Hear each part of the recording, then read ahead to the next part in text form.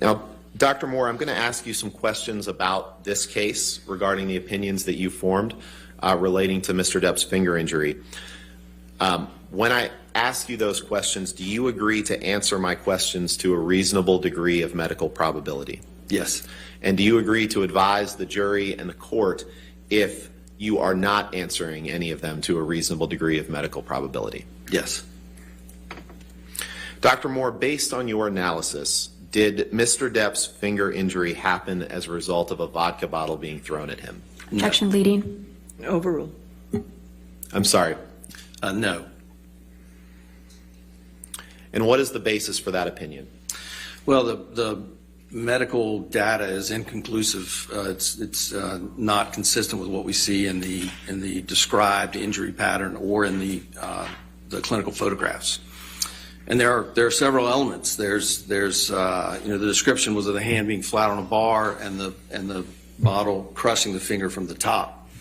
But looking at the images, there's really no significant injury to the dorsum of the finger, and to create the type of injury with that type of a crush injury, we would anticipate both injury to the fingernail and other parts of the finger. Can I stop you there and Sure. just break down a few things? You said the hand resting flat on the bar. Can you show the jury what direction the hand was resting based on the documents you've reviewed? I think that the demonstration was with the hand flat, like this, across and maybe even curled over the edge of the bar like this. Which side was facing upward? Which side of the hand? The back of the hand, or we call it the dorsal surface of the hand, was up. Doctor, if you could get closer to the microphone, Oh, I just appreciate sorry. it. Thank you. Thank you, Your Honor. So you referred to the back of the hand as the dorsal side of the hand, is that That's right? correct. Sort of like the dorsal fin on a shark? Correct. Fair.